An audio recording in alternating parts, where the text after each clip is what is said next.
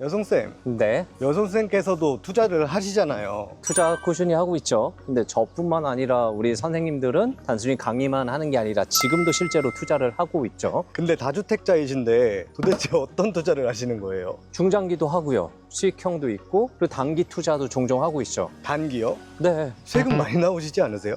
세금 많이 나오죠. 저 이제 12.4% 나와요. 와, 그런데 이 세금을 내고라도 수익이 남으니까 하고 있는 거죠. 그러면 어떤 투자를 하시는지 여쭤봐도 될까요? 이게 일반 경매 물건이나 압류 공매 물건이라고 하면 이 취득세 생각하면 투자 못 할 거예요. 세금 내고 하면 남는 게 하나도 없으니까. 근데 제가 하고 있는 물건들은 이 세금을 다 내더라도 수익이 충분히 남거든요. 그게 어떤 투자죠?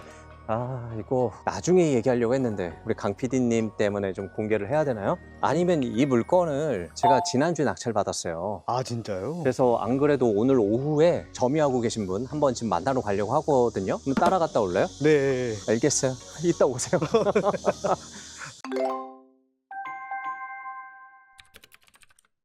그럼 혹시 공매 물건인가요? 네. 공매 물건이긴 하죠. 공매 종류이긴 하는데 대부분 압류 공매만 알고 있잖아요. 네. 그거랑은 조금 다른 공매 물건입니다. 압류 공매라고 하더라도 사람들이 좀 하기 어려워하잖아요. 근데 압류 공매는 재산 명세서라도 있거든요. 근데 이 공매는 재산 명세서고 뭐고 정보가 하나도 없어요. 그래서 사람들이 굉장히 어려워하죠. 이제 일단 진입장벽 자체가 높다 보니까 그냥 저 같은 사람들만 소소하게 세금을 내더라도 수익이 나으니까 하고 있었던 거죠. 물건이 행당동에 있는 물건이에요. 행당동이 혹시 무슨 군지 아세요? 성동구에 있습니다. 그래서 5호선 행당역에서 한 7분 거리, 그리고 2호선 상왕십리역, 그리고 왕십리역에서 한 8분 9분 정도 거리 되거든요. 근데 이 왕십리역이 괜찮아요. 왜죠? 2호선 지나가죠, 5호선 지나가죠, 경의중앙선, 수인분당선 지금 4개 와. 지나가는데 앞으로 이제 GTX 생기면 GTX B, C 둘 다 지나가고요. 그리고 지금 동국선 들어오고 있잖아요. 그럼 여기 몇 개예요? 7개 지나갈 수 있는 거죠. 네. 그래서 이 왕십리 주변으로 재개발이든 이런 것들이 좀 활발히 진행되고 있는 거예요. 그래서 입지상으로는 굉장히 괜찮은 곳이에요.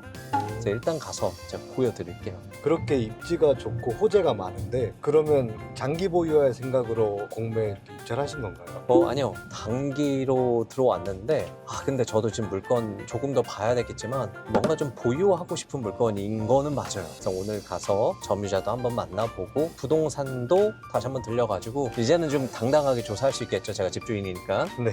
그래서 시세 조사도 좀 명확히 해본 다음에 단기로 가져갈지 아니면 길게 가져갈지 좀 고민 좀 해보려고요. 아, 왜냐면 지금이 또 좋은 기회이기도 하거든요. 근데 혹시 이거 방송 나가야 되나요? 네, 방송 나가야 됩니다. 알겠습니다.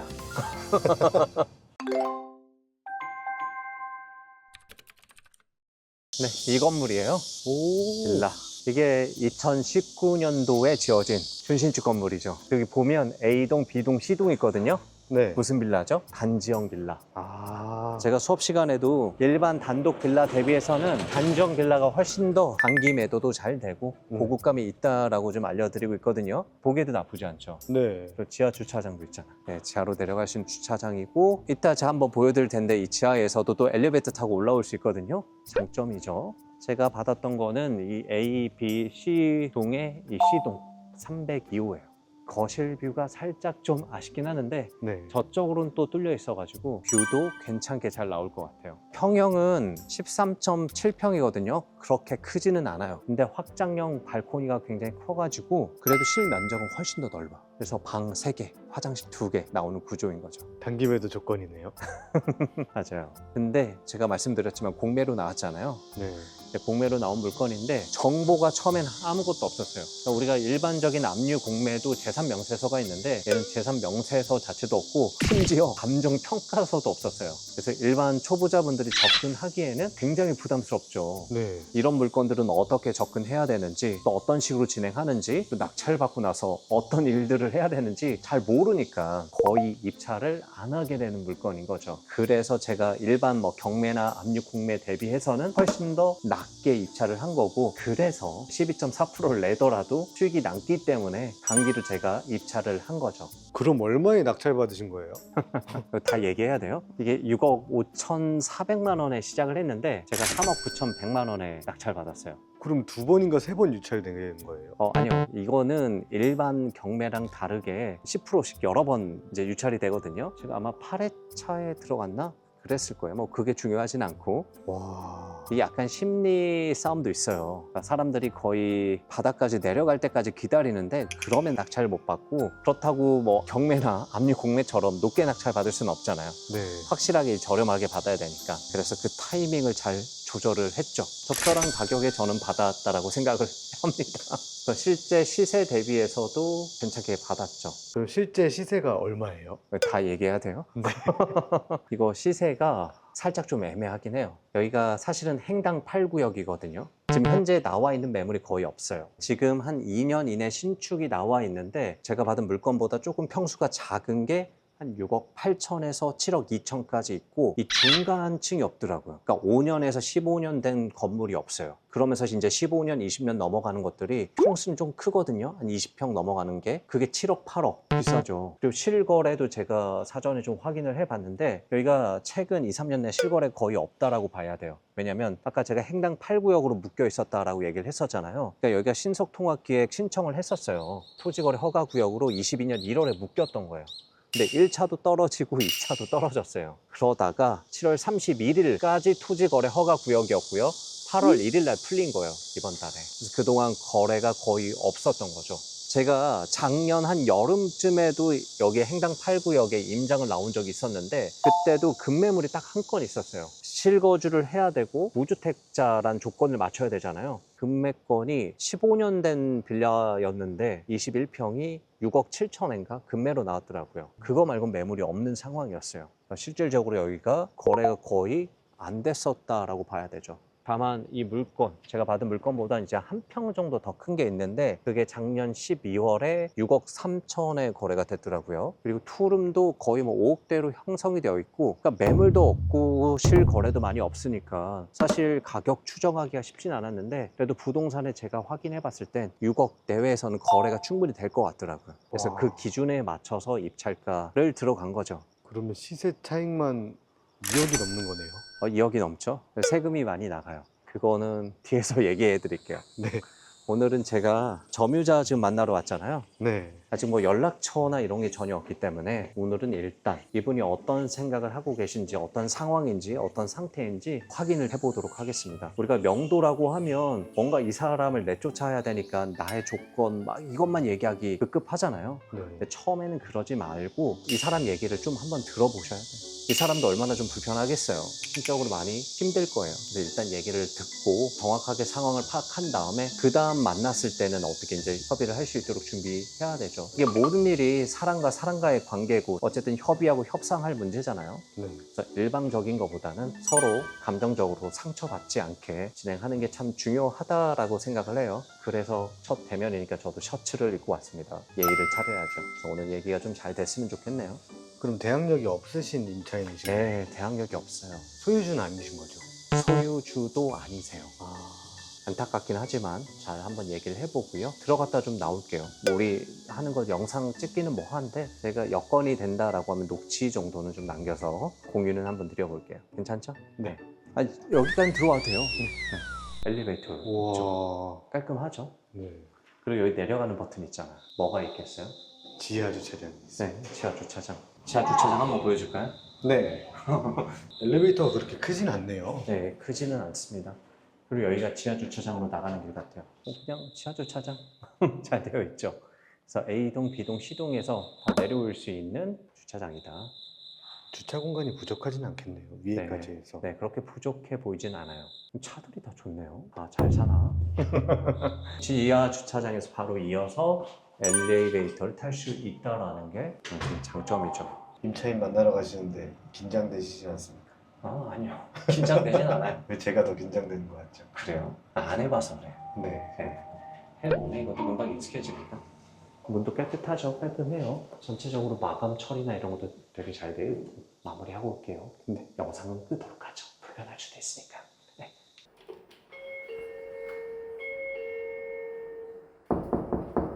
계세요? 네, 안녕하세요. 신탁사에서 지금 이제 계약한 사람이거든요. 네. 어떤 상황인지 좀 확인하려고. 계약자가 선생님이세요? 그렇게 생각하셔도 될 가족이니까요. 어머니가 계약하시고 이제 아드님이 살고 계시는 거구나. 네. 혹시 선생님 연락처 좀 받아가도 될까요? 중간에 진행 사항에 대해서 어쨌든 좋게 좀 합의를 해서 좀 마무리하는 게 좋지 않아요? 얼마나 사셨어요 혹시? 중동 전부터 살았어요. 이게 2019년도였나요? 네, 그때부터 아, 5년 사신 거네요. 마음이 좀 그렇죠. 돈 묶여가지고 이러지도 저러지도 못하시니까. 혹시 집 살기는 안 불편하세요? 갑자기 뜬금없이 여쭤봐서 죄송해요. 우리가 살기 좋아요. 난 중에 엘리베이터 있는 빌라가 없어서 여기는 아마 내놓으시면 바로 방 3개죠? 화장실 2개였나요? 주차도 불편은 없고. 소유권은 저희가 이제 잔금 납부하고 이제 저희 쪽으로 다 넘어올 거예요. 그러다 보면 본의 아니게 약간의 이제 다툼의 여지가 좀 있긴 하거든요. 근데 이거를 막 서로 막 다투거나 이런 거기보다 좀 합리적으로 합의해 나갔으면 좋을 것 같아서 연락처 여쭤봤고요. 아무튼 완만하게 좀 해결됐으면 좋겠네요. 어디 가시는 길이십니까?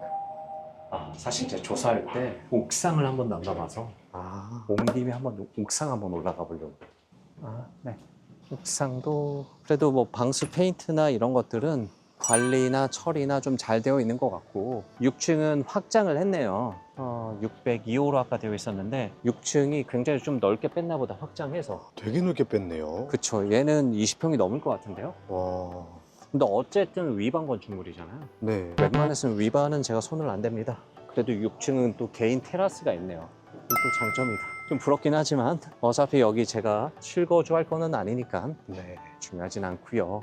A동, B동, C동도 비슷하긴 한데 그나마 이 A동의 옥상이 제일 크고 C동도 뭐 이 정도 크기면 괜찮아요. 네. 가끔 이제 바람 쐬러 나오면 보면 뻥뷰잖아요, 그렇죠? 네. 아, 저희 비싼 아파트들 많이 올라간다. 저희가 왕십리역이에요. 저 가운데 저거는 뭐예요? 아, 저거 무학교회 같은데요? 아, 교회예요? 네, 무학교회도 꽤 커요. 어. 어쨌든 임차인을 제가 좀 만나고 왔잖아요. 네.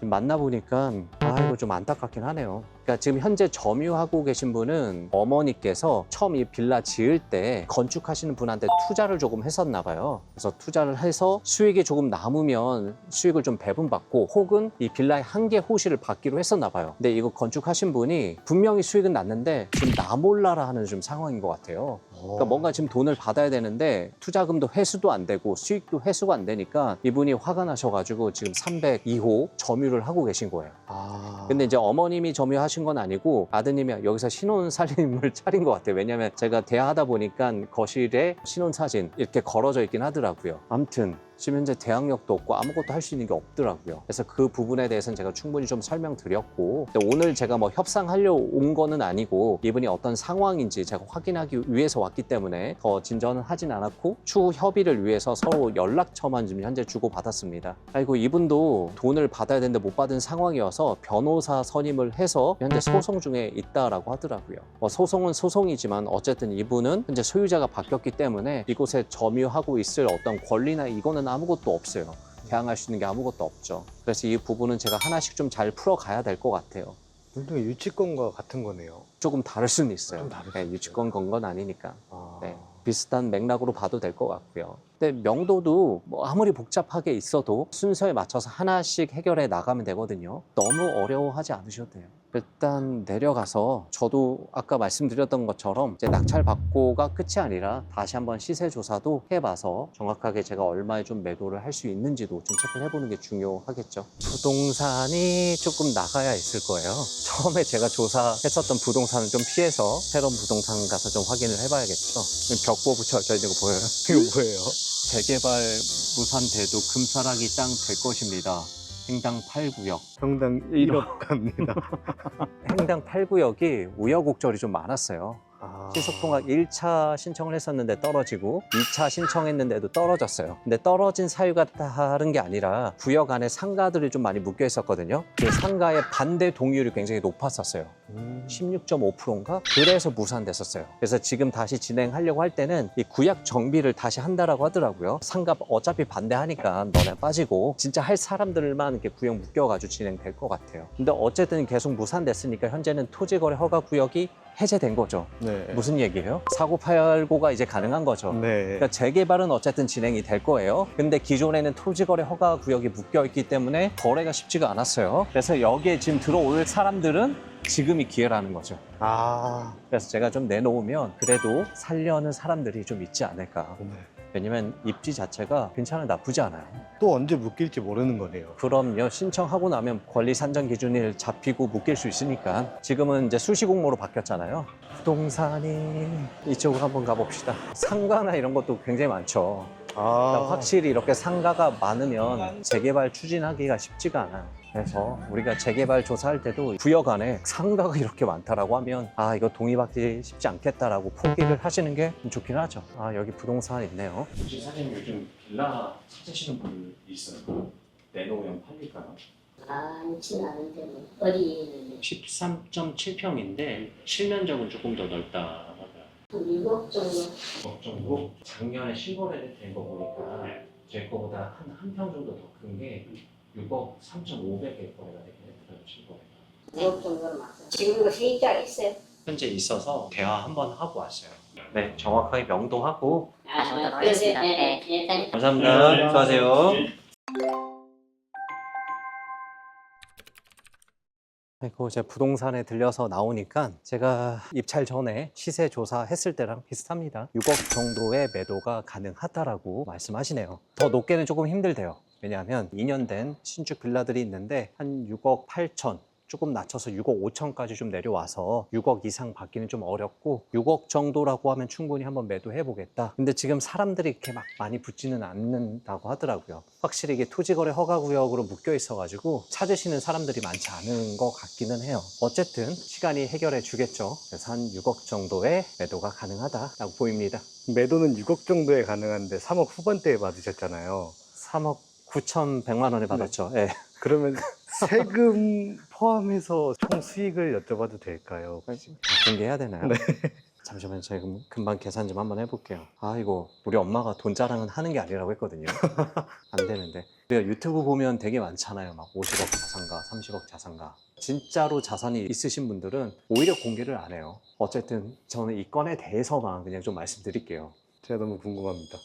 잠시만요. 제가 3억 9,100에 받았고 6억에 매도를 할 거예요. 6억에 매도한다라고 가정을 하면 양도 차익이 2억 900만 원. 내 돈이면 다 좋겠지만 어쨌든 국가에 세금을 내야 되잖아요. 네. 세금도 내야 되고 이자 비용도 있을 거고 어쨌든 명도하려면 명도 비용도 필요하니까 이런 비용들 감안해야겠죠. 근데 제가 다주택자잖아요. 그래서 세금이 지금 12.4%예요. 계산해 보니까 한 4,800만 원 정도 나와요. 그러니까 처음부터 저는 세금을 4,800만 원 내고 시작하는 거예요. 아, 세금이 4,800만 원이요? 취등록세만. 취등록세만요? 네. 와. 하고 그리고 뭐 이전 비용, 명도 비용, 이사 비용 대충 감안하면 한 1,700 정도 좀 들 것 같아요. 그런데 양도세도 문제야. 과세 표준 구간이 35%네. 그러면 양도세가 지방세 포함해서 4천만 원. 그러니까 제가 취등록세가 4,800만 원, 양도세가 4천만 원, 세금만 8,800만 원. 보셨죠? 얼마나 국가에 세금을 많이 내고 있는지. 그래서 8,800만 원 세금 내고 그래도 남는 돈이 1억 정도 순수익 남을 것 같아요. 와, 그렇게 하고도 남는 돈이 1억이에요? 네. 이제 강 PD님이나 다른 이제 무주택자나 1주택자가 했다라고 하면 한 1억 2,500 거의 한 1억 3천 가까이 남을 것 같아요. 와. 아직 매도한 거는 아니니까 아, 네. 네, 좀 시간은 기다려 봐야겠죠. 네. 아직 수익 실현한 거는 아니에요. 근데 지금까지 제가 한 거 봐서는 빠른 거는 2달, 조금 길어지만 6개월 정도 걸리긴 하더라고요. 뭐 그 정도 기다릴만 하잖아요. 기다려야죠. 그렇죠. 근데 다주택자가 이 정도 수익률 가져가는 거 세금 뭐 엄청 내긴 하지만 나쁘진 않죠. 그래서 이런 물건으로 1년에 한 건만 하셔도 뭐 웬만한 회사 연봉 정도는 되지 않아요? 연봉은 거뜬히 넘죠. 그쵸. 그냥 연봉이 아니라 실수령액이 1억인 거잖아요. 제 연봉의 4배 정도. 네.